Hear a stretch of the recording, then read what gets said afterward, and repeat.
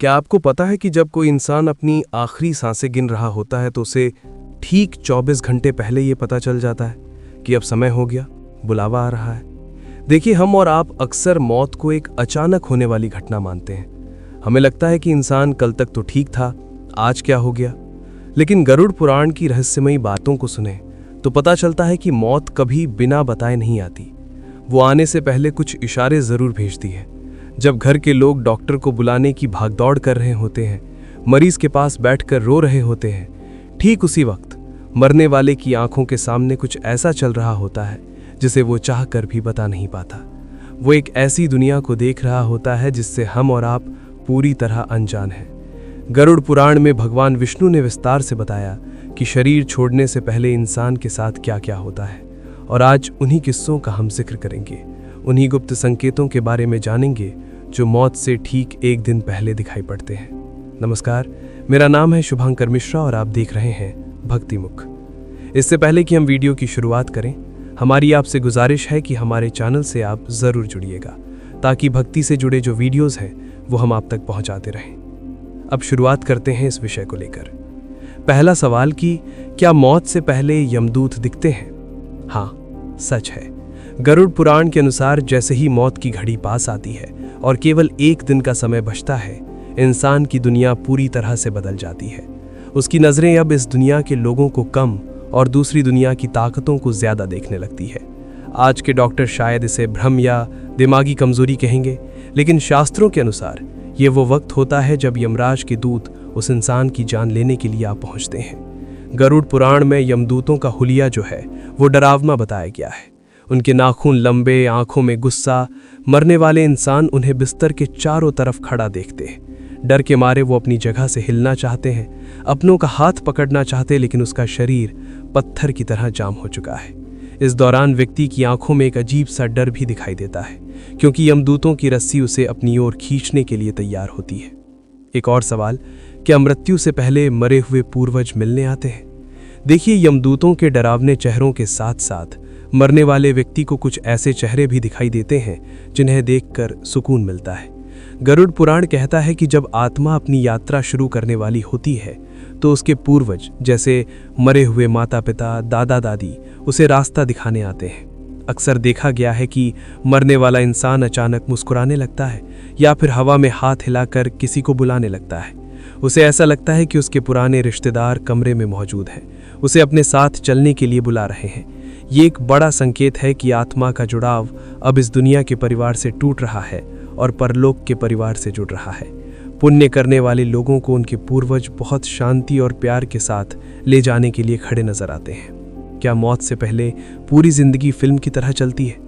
देखिए, जब मौत के आखिरी 24 घंटे बचते हैं तो इंसान का दिमाग एक आईने की तरह काम करने लगता है, जहां उसे पूरी जिंदगी का हिसाब किताब दिखाई पड़ता है। इंसान ने अपनी पूरी जिंदगी में जो कुछ किया, चाहे बचपन की शरारत, जवानी में किया गया गलत काम, सब उसकी आंखों के सामने एक फिल्म की तरह आता है। शास्त्रों के अनुसार ये कर्मों का हिसाब शुरू होने का संकेत है, जहां इंसान को उन गलतियों पर बहुत दुख होता है जिन्हें वो भूल चुका है।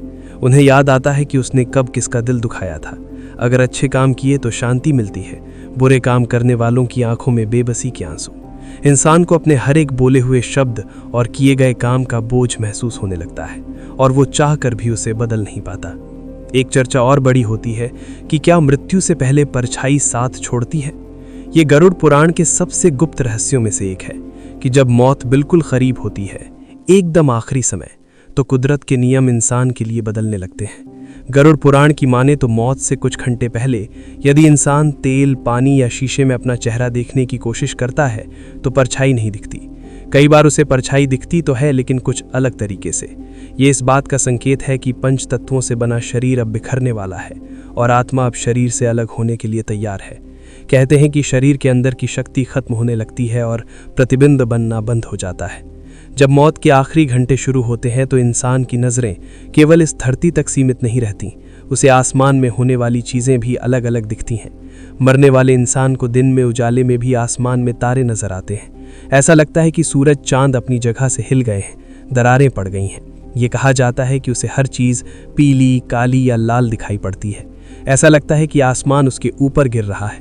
जहां सामान्य लोग नीला आसमान देखते हैं, मरने वालों को केवल अंधेरा दिखाई पड़ता है। घबराहट बढ़ती है, व्यक्ति को चांद और सूरज पूरी तरह गायब महसूस होने लगते हैं, जो इशारा है कि सांसारिक नज़र कमज़ोर हो रही है।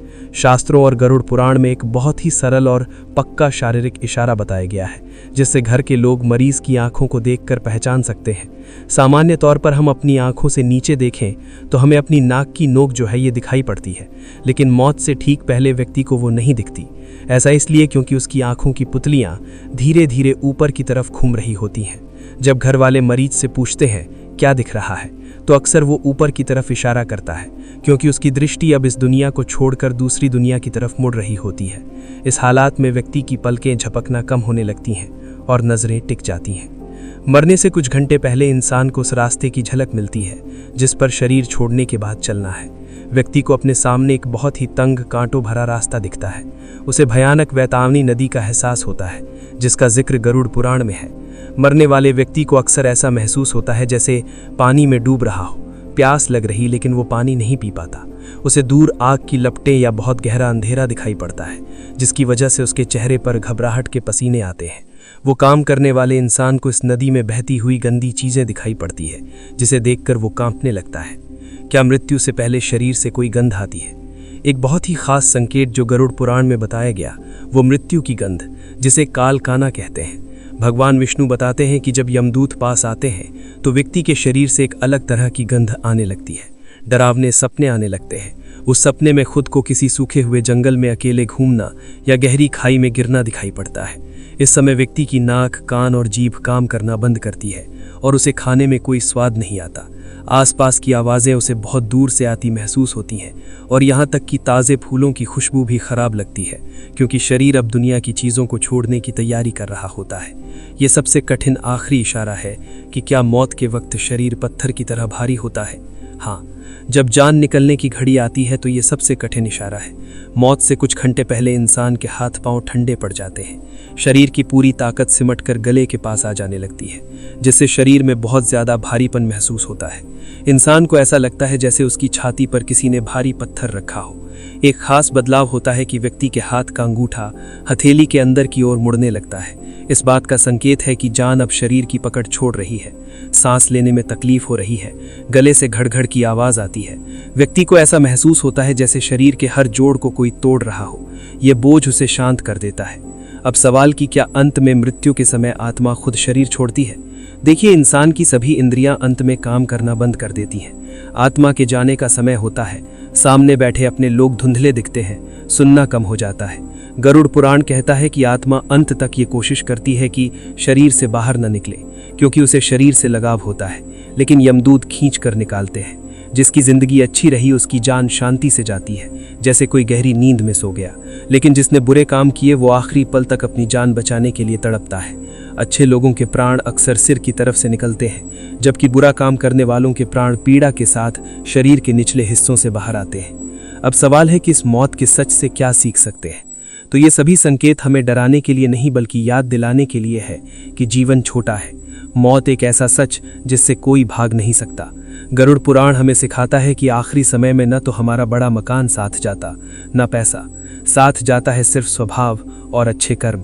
अगर हम चाहते हैं कि आखिरी 24 घंटे डरावने ना हो तो हमें आज से दूसरों की मदद करना चाहिए, सच के रास्ते पर चलना चाहिए। मौत का ये सफ़र हर किसी को तय करना है, लेकिन तैयारी आज से शुरू करनी होगी, ताकि जब बुलावा आए तो मन में पछतावा ना हो। हमें याद रखना होगा कि यहाँ थोड़े समय के मुसाफिर हैं और फिर हमारे कर्मी ही हमारी पहचान बनेंगे। ये कहानी आखिरी 24 घंटे की थी।